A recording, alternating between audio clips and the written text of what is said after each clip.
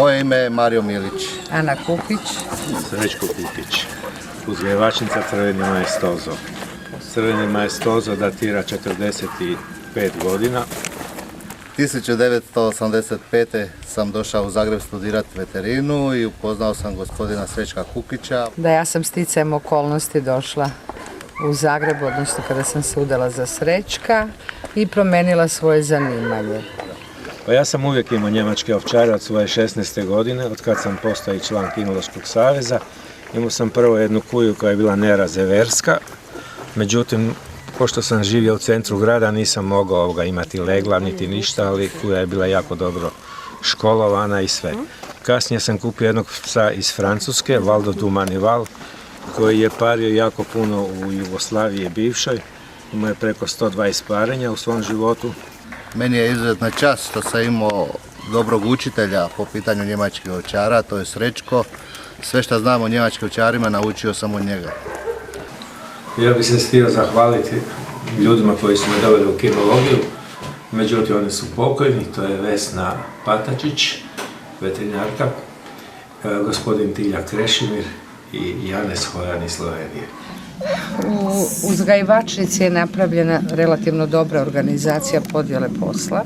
Zna se šta ko radi. Ja isključivo se bavim pudlama i maltezerima. Ne znam zašto je to tako, ali očito osjećam jednu pripadnost s njima i oni meni.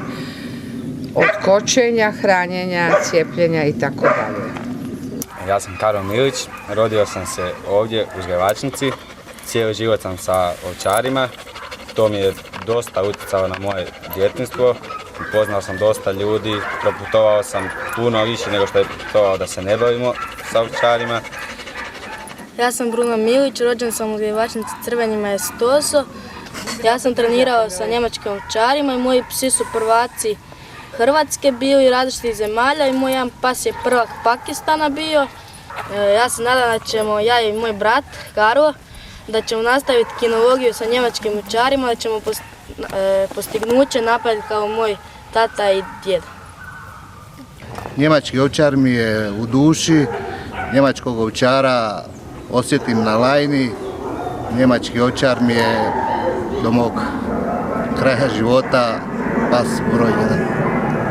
Ja bih se zahvalio Hrvatskom kinološkom savezu na svemu što nam je pomogao u daljem radu, što znači i na ovom priznanju koje su nam dali.